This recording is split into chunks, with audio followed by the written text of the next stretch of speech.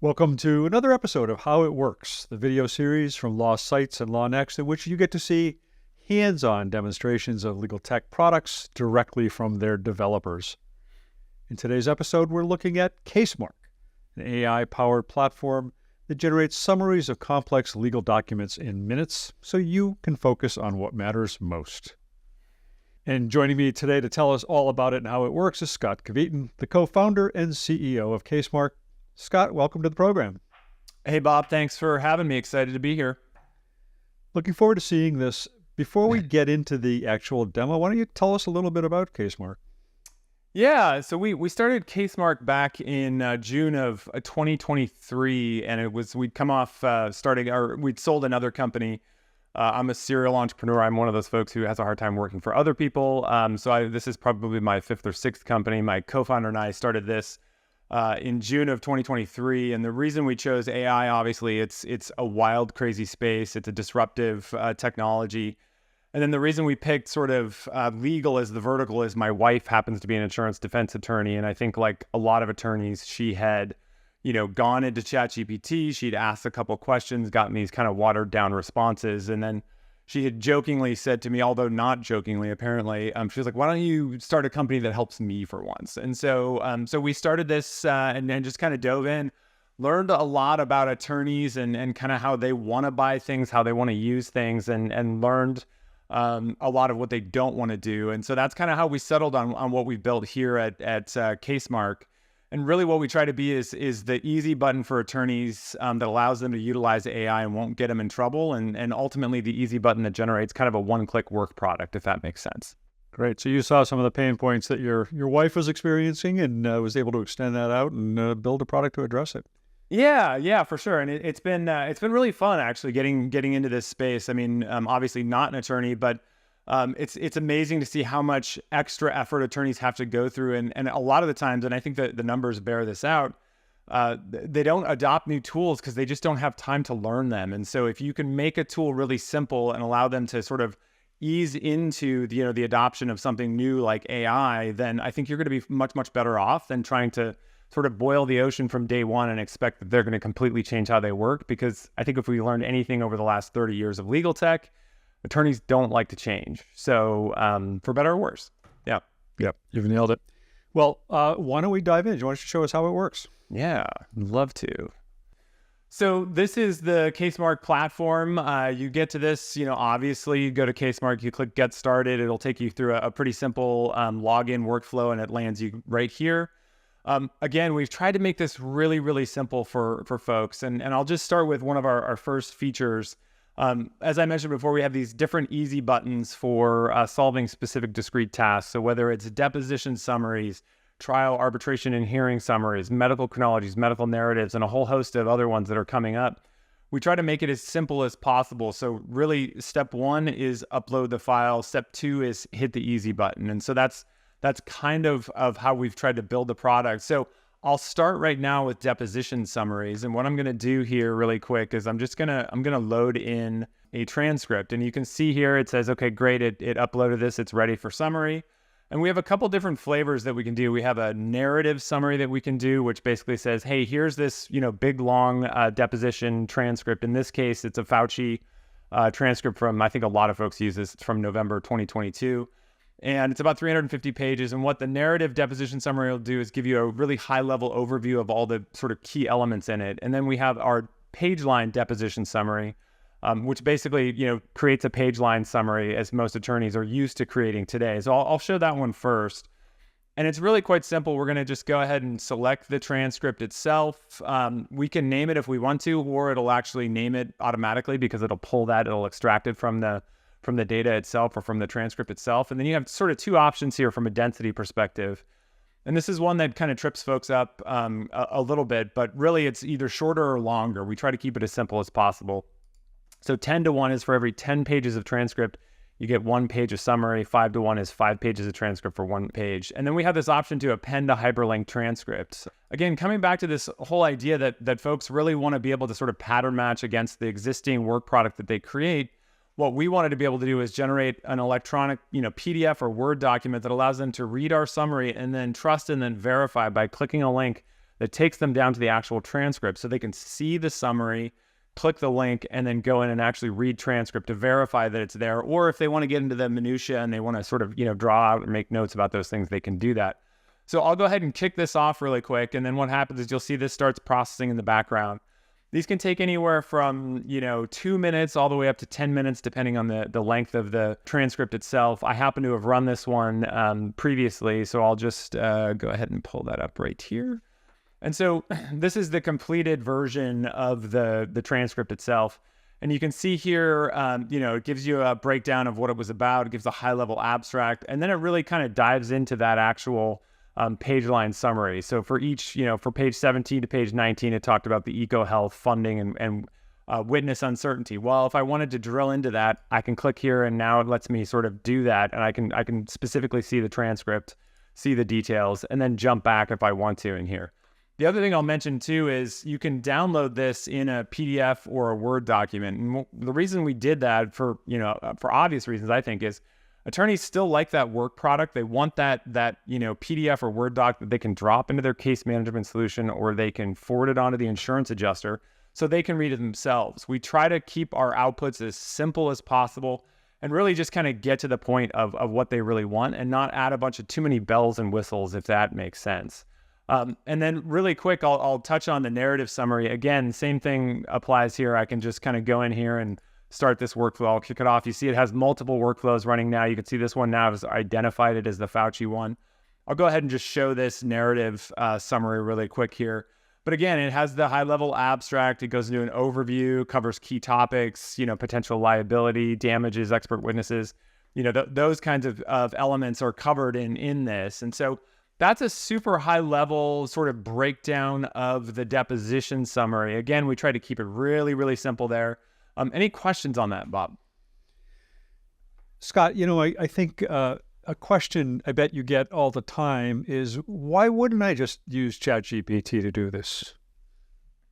Yeah, it's a great question. I mean, I think there's a couple of reasons. One, from a privacy and security standpoint, you have to be really careful about where you're putting your data. And while OpenAI and some of these other players have made assurances that they won't train with your data, a lot of our customers don't necessarily trust that because they can't get necessarily a direct contract with those folks to say that. We do that. We've done the extra work with our third-party providers to make sure that we are secure, that we're not training with that data. I think more importantly, and I'll just sort of throw this up really quick too, is we've taken quite a few sort of pains to go through our security and privacy to make sure that we've got the certifications and compliance, and more importantly, a third party actually reviewing us on a regular basis. So we actually, in addition to about to enter our SOC 2 Type 2 audit window, we're in the midst of HIPAA and a variety of other pieces that really help our customers get a sense that, hey, I can trust this customer or I can trust this provider to actually deliver these solutions. And the other piece too I'd mention is that I think one of the big challenges for ChatGPT is that they kind of limit its abilities, and you can't necessarily throw a 350-page transcript at it and get a summary that would be usable for you. And then the last thing I'll mention is that most, if not all, Claude, ChatGPT, and others have content filters in place. So if you're an attorney and you're having to deal with sensitive content, maybe it's hate speech or sexual assault or anything that might trigger a content filter, it will fail and won't give you a summary. Our solution, actually, we've been able to work around that by our partnerships with, Google, AWS, and Microsoft to make sure that we can actually have a content-free version of this. So that's kind of some of the reasons why you wouldn't want to use necessarily ChatGPT. Thanks for that detailed information. Do you want to move on to the next feature you want to show? For sure. I'd love to. So again, as you can see here, we have, a couple other different sort of buttons here. We have the trial summary and the trial dailies. And so what we'll do here is I'm going to take some transcripts. And in the case of a trial, a lot of the times that's multiple days. So here I've uploaded, 3 days of trial transcript for someone. And so now what I can do is go over here to this trial summary. I can select each of those. I don't necessarily have to do it in order. The AI will actually figure that out. And I'm also going to append this page line summary. So I'll go ahead and click this to start it.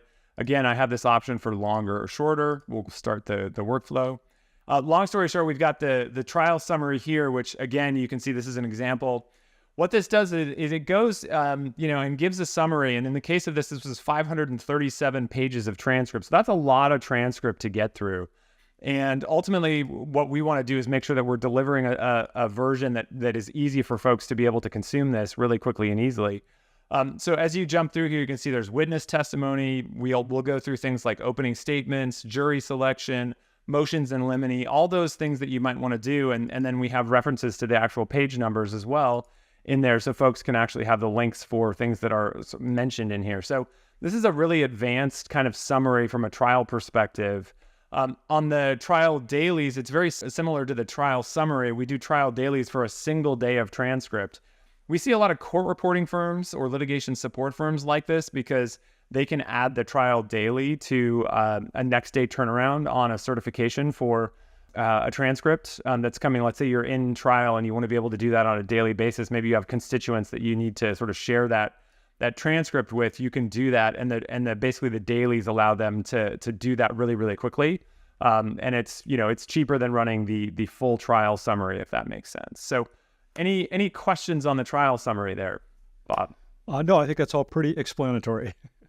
Yeah, and I mentioned before, this is a really simple demo because all we're doing is literally dragging files in and making it obvious. And ultimately, where we're headed with our platform is trying to navigate this we call it the litigation life cycles, from intake all the way to settlement or even appeal. Being able to have a variety of these sort of easy buttons for folks to be able to solve these problems. So right. I'll move on to medical narratives and medical chronologies really quick.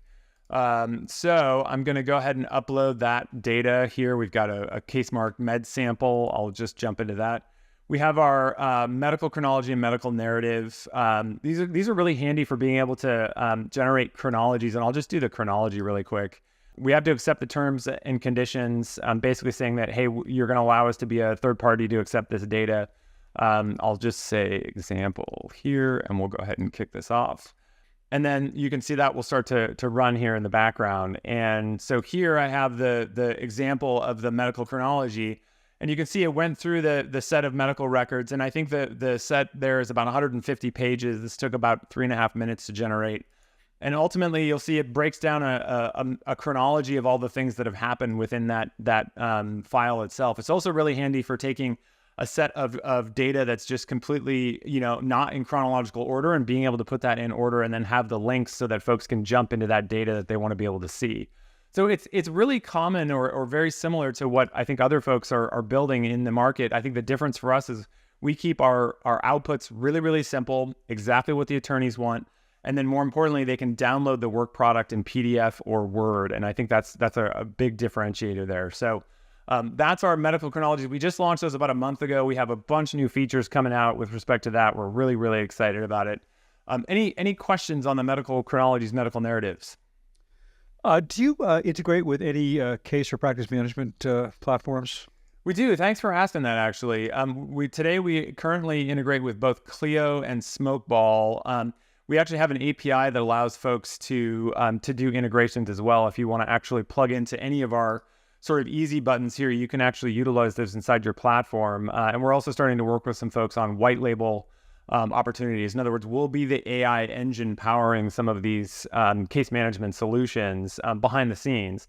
Because again, we've really sort of solved some problems for folks that is a little tricky and demands a little bit more than just sort of, going into ChatGPT and asking some questions. There's some, being able to do this at scale for thousands and thousands of transcripts or medical chronologies or narratives is a non-trivial thing. And so we built a really robust infrastructure, not only from a security and privacy standpoint, but also from a scalability standpoint. So yeah.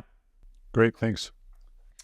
And I think the last thing I'll mention too is that we do have the ability to do what are called custom workflows. We actually are just about to announce one of these specifically, which was we have attorneys who, now that they see what this can do, it can generate some outputs that they'd like to see. Now they're starting to make the leap to the next thing. So an example is we've had attorneys come to us with, say, 12 transcripts from an expert witness.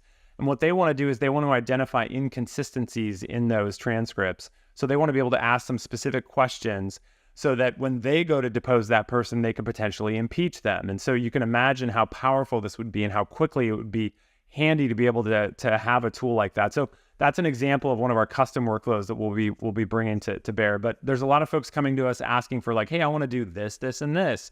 So we can turn those into easy buttons for those folks so their entire firm can utilize the solution. So if somebody watching this is interested in giving it a try, what are their options for doing that?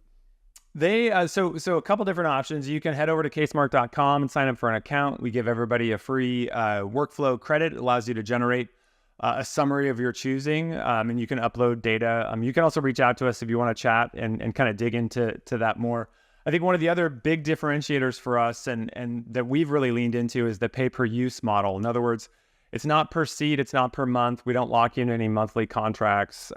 What we've decided to do is say, look, every time you use our platform, it's going to become a billable moment for you to your clients. And so just like I showed those integrations with Clio and Smokeball, every time you run a summary with us, we can actually add a line item to the client's bill with, the law firm's markup, because technically the paralegal or associate had to, manage that workflow and also review it. So trying to make this is a reasonably priced solution that can, makes it a no-brainer for folks to want to use. And so our summaries start at, $25 per summary in the case of deposition summaries, going up, depending on the size of them with respect to medical chronologies and medical narratives. Yeah. Well, Scott, thanks for this demonstration. Anything else you'd like our listeners to know about it?